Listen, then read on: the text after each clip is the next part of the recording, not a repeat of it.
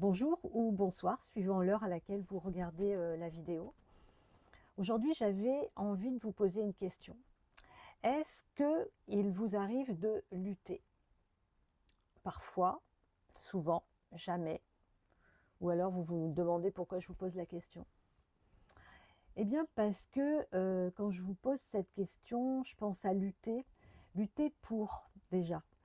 Est-ce que vous luttez pour avoir plus d'argent, par exemple? Est-ce que vous luttez pour avoir plus de clients? Est-ce que vous luttez pour réussir, pour être à la hauteur? Quoi d'autre? Pour séduire. Vous pouvez, et puis on pourrait en trouver d'autres, des exemples. Et puis ça vient aussi avec lutter contre. Est-ce que vous luttez contre une émotion? Est-ce que vous luttez contre une peur? Ou bien peut-être une addiction? Vous pouvez lutter contre une prise de poids. Ou alors vous pouvez lutter contre une situation qui vous est désagréable, une situation que vous ne voulez plus. Et puis on peut continuer aussi avec d'autres exemples comme ça. Alors je vous dis ça parce que moi j'ai l'impression que finalement, quand on se pose la question, eh bien, on se rend compte que on est dans la lutte tout le temps. On est dans la lutte tout le temps. Et ces derniers temps, moi, ça m'a vraiment mis la puce à l'oreille. J'ai traversé une zone de turbulence là, un petit peu compliquée.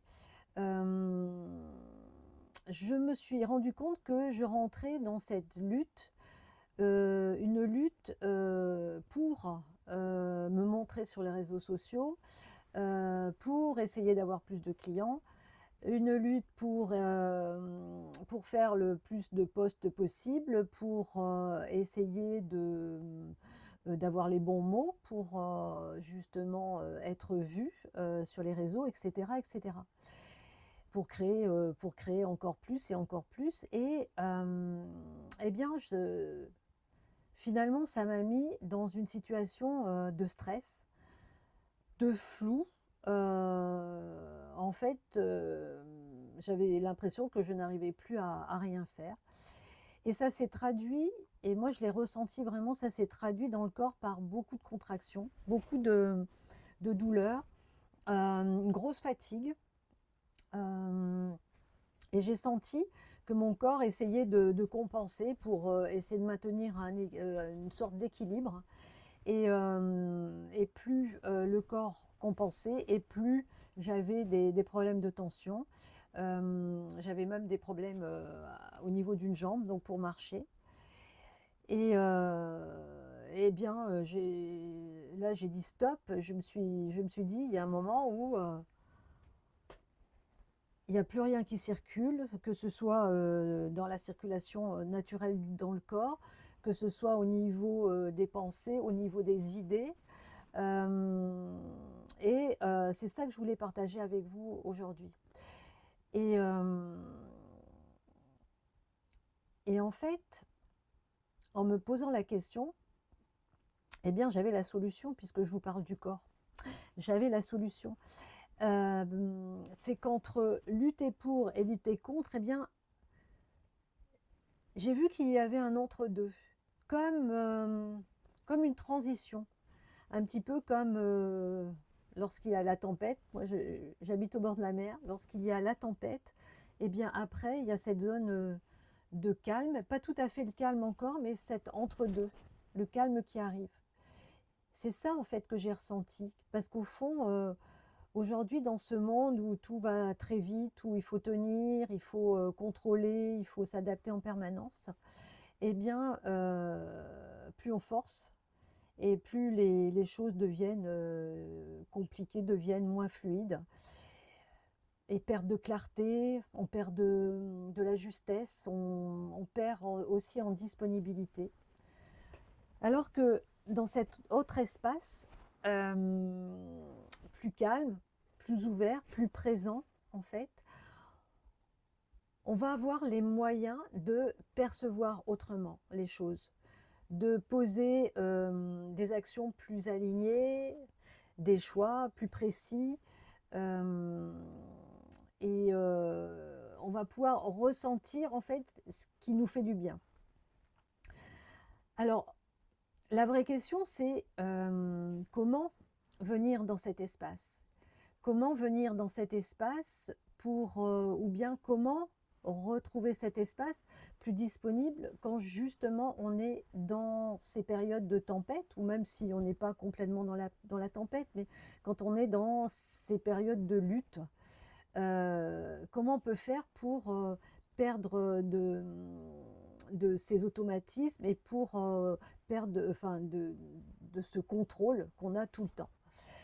Eh bien, je pense qu'il y a plusieurs façons de venir dans cet entre-deux. Moi, c'est vrai que j'ai fait plein de techniques, hein. On peut observer sans réagir immédiatement.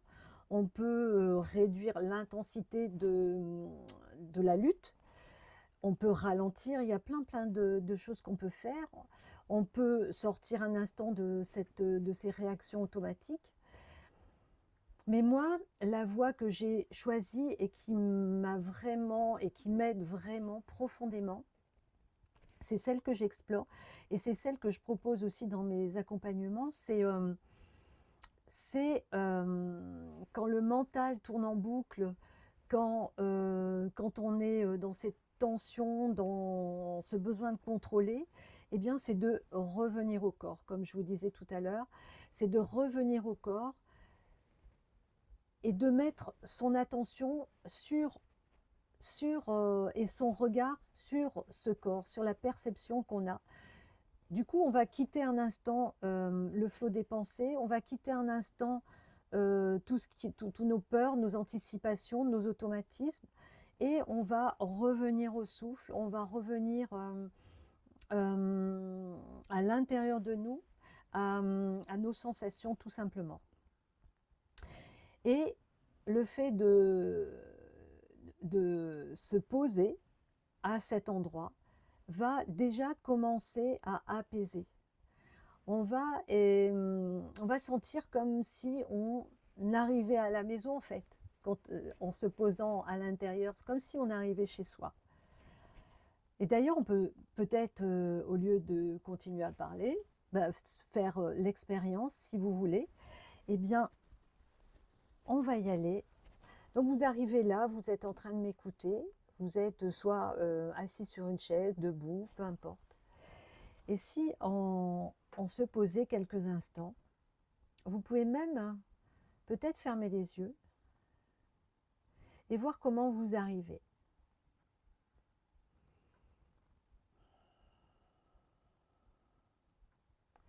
Est-ce que vous arrivez avec une lutte pour quelque chose ou une lutte contre quelque chose? Accueillez cette lutte. Et venez vous connecter ou vous poser dans votre respiration. Venez voir où votre respiration se pose dans le corps. Vous pouvez la sentir peut-être dans le ventre, ou peut-être un peu plus haut, dans la cage thoracique, ou même peut-être au niveau de la gorge. Voyez ce qu'il en est, juste là en ce moment. Vous pouvez aussi apprécier la teneur de cette respiration, très ample, ou plutôt très courte. Peu importe. Vous accueillez aussi ce qui est là maintenant.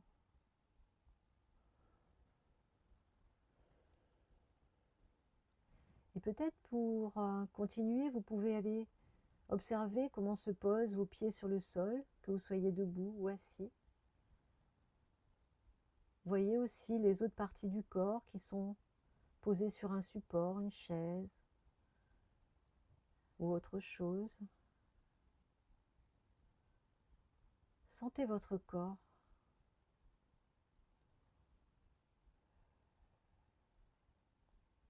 Allez visiter au niveau du visage,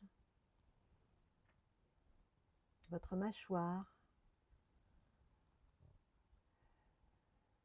Est-ce qu'elle est fermée ou est-ce que vous pouvez l'ouvrir un petit peu pour dégager, pour desserrer quelque chose?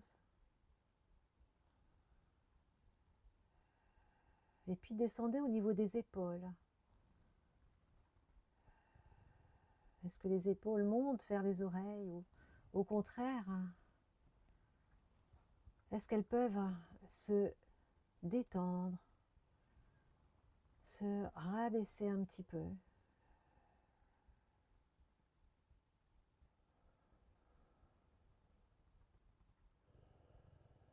Et puis, comme si vous faisiez le tour du propriétaire, venez vous adresser à votre ventre. Ressentir ce qui se passe dans le ventre. Est-ce que c'est serré ou est-ce que c'est détendu?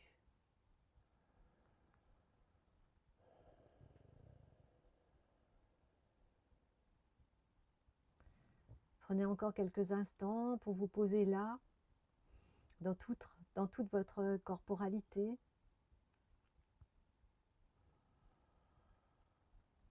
Et voyez s'il y a des émotions qui arrivent. Une émotion, une sensation. Comment est votre énergie?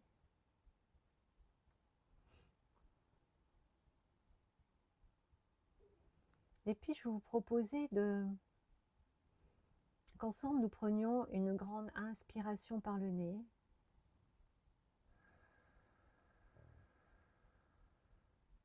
Et une expiration avec la bouche ouverte, en faisant du bruit.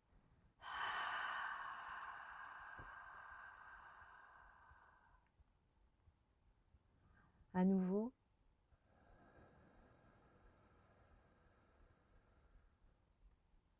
Encore.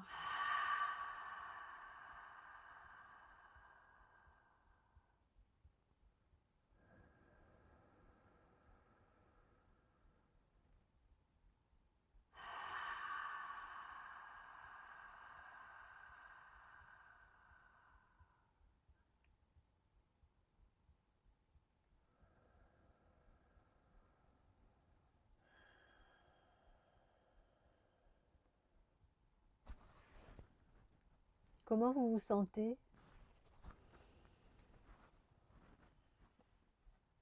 Comment vous sentez maintenant? Est-ce que quelque chose a lâché? Est-ce que le corps est un peu plus léger? Vous avez un poids qui est moins lourd ou pas, suivant comment vous êtes arrivé.